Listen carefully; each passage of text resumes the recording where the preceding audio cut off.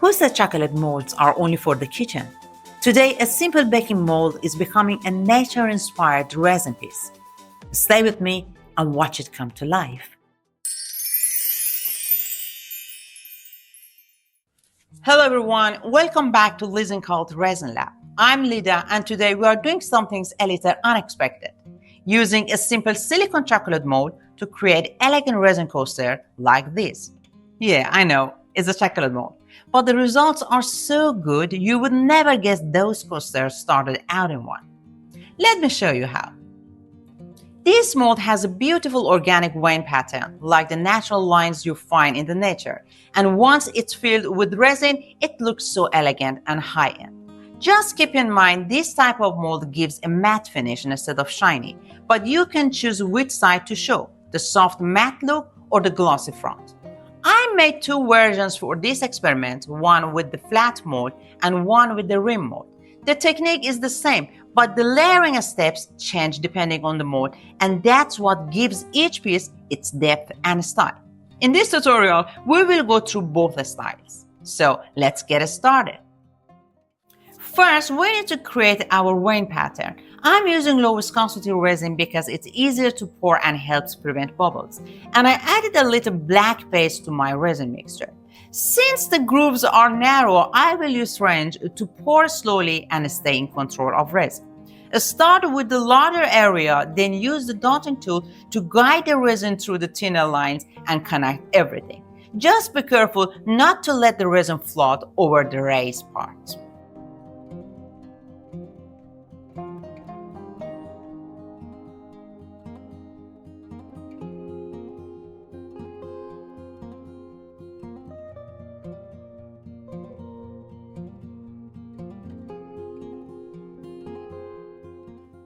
Like this, just fill the mold evenly and let it cure. And to save time, I have already got one fully cured, so we can move right on to the next step.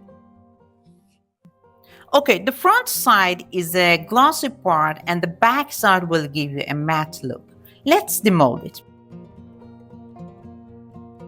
So cute.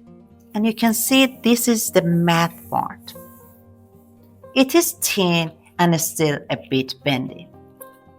Now we need to cut it to fit the base of the mold. Mine is 10 centimeters on each side. Mark the pattern and cut it carefully so the edges just touch the mold walls. Not so big that it presses on the sides, not so small that it leaves gaps. It should sit perfectly in place.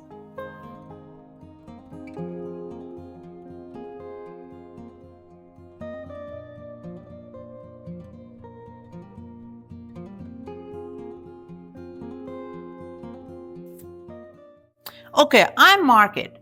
It is bendy, but still a bit too firm to cut easily. So give it a quick warm up with your heat gun. It becomes softer and much easier to work with. Then you can cut along the marked lines smoothly with scissors.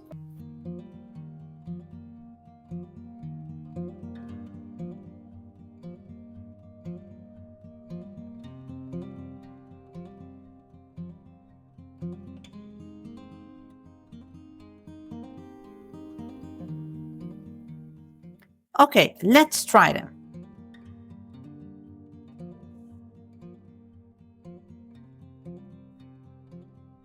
Because it has a rim mold, let me try it in this one.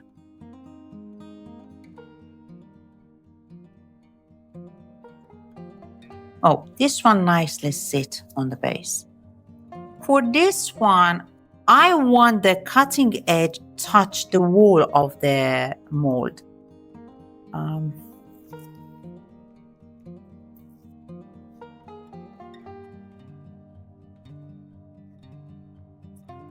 Maybe from this side. Just a little push, but not that much to deform the shape of the mold. Now I think it's okay. You see, nicely they sit on the base of the mold. And let me show you some things. If some extra part of your resin, like here, it's gathering here, before going to the pouring, step, we have to remove this extra part, something like this.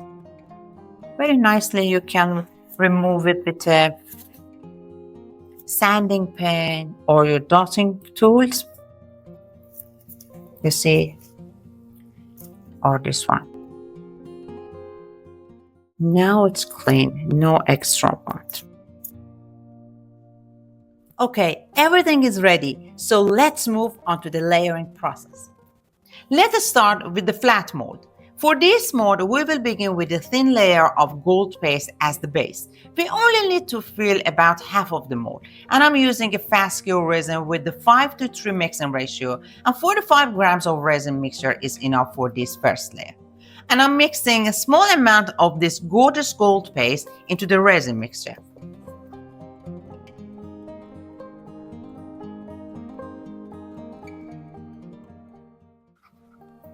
Now it's ready to pour.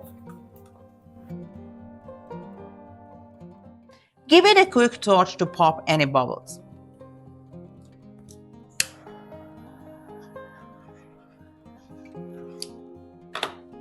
Next, we will add the wave pattern on top of the golden base. Resin is the best glue, so this layer will hold the wave pattern in place. But timing is the key here. Let the golden layer become thick and semi-hard but still slightly tacky, then place the pattern. So for now, we just wait for the right time. It has been about 4 hours and now it's time. The base is firm enough to support the pattern and still tacky enough to grab it. Place the wave pattern shiny side down so each cut edge just touches the mold wall without any gaps.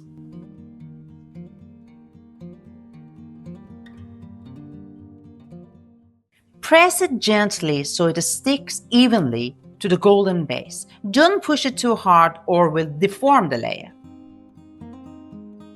Now cover it and let it cure completely. Then we will be ready for the final step. As you can see, the base is fully cured and holding the pattern perfectly. So now we can seal it with clear resin.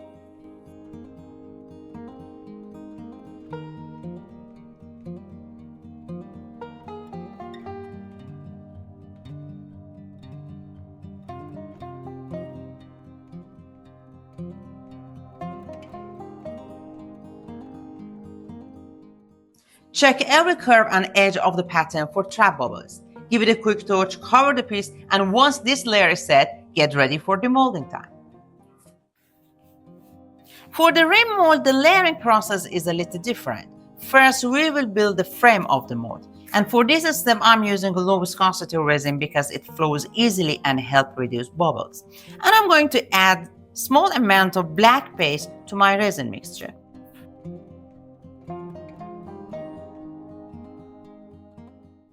Okay, my resin mixture is ready. Before pouring, give the rim a quick mist of alcohol. It helps the resin spread evenly and prevents the trap air.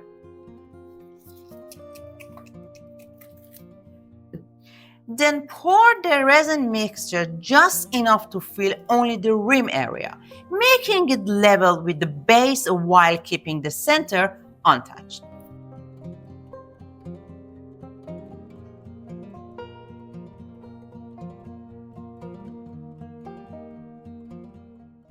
Okay, give it a quick touch. Once it cures, we are ready for the next step. Okay, the frame is cured. So now we will pour a thin layer of clear resin as the base for the wave pattern. Just like the flat coaster, this layer should be semi-cured and tacky to hold the pattern nicely. So we will let it set until it's just tacky, not fully cured. Alright, it's time. As you can see, my resin is partially set but still tacky. So place the wave pattern on the top and letting the cut edges rest on the black frame. This hides the cut lines and gives a clean, polished finish. Press it down gently so it grips the resin evenly with no gaps. Okay, it's aligned. Let it cure properly. Now, after 24 hours, our coaster is ready for the final step, sealing the whole piece with the same golden paste.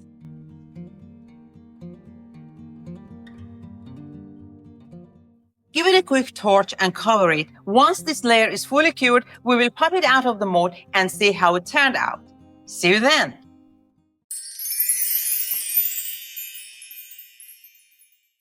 Hello again. Time for exciting part. Let's demold both coasters side by side and see how they turn out.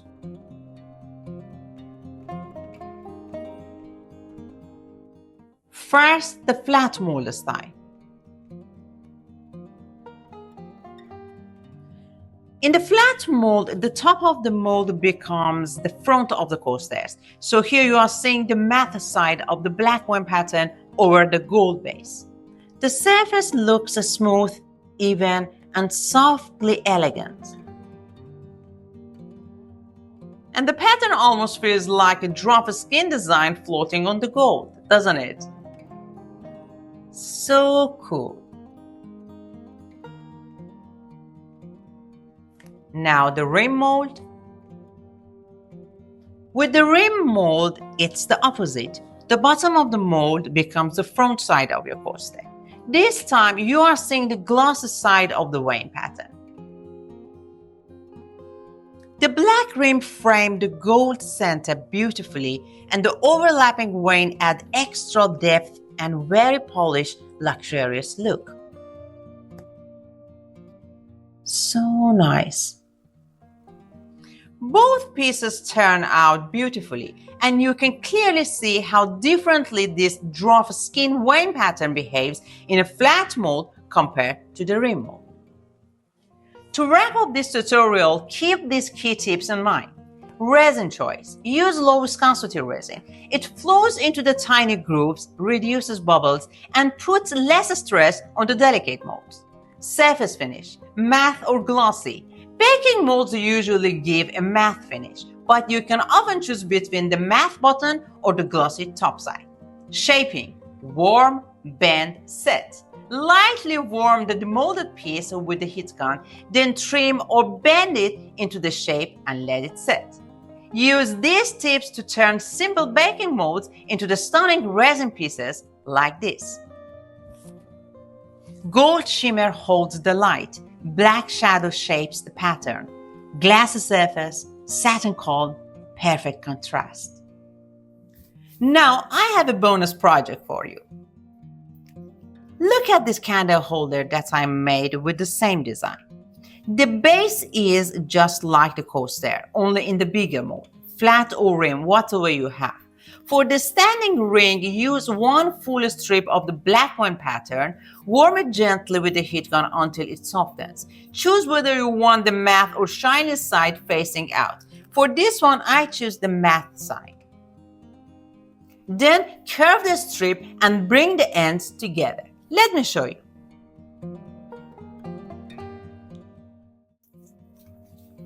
As you can see, both ends can match together nicely. When they meet and line up neatly, like this, glue the joint with the UV resin or a two-part glue. And to hide the seam, glue a thin strip of satin black ribbon over it, like this.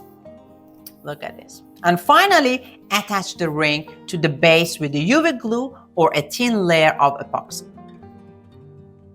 I like to use it as a candle holder.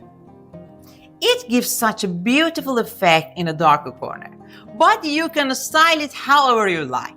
A little bonus project just for you. Okay guys, if you enjoyed this new idea and creative quest, tap the like button and subscribe so you don't miss the next one. Grab your free PDF guide link in the description box and drop your questions and resin ideas in the comments. I'm all ears. Till the next resin adventure, keep experimenting and making magic with resin.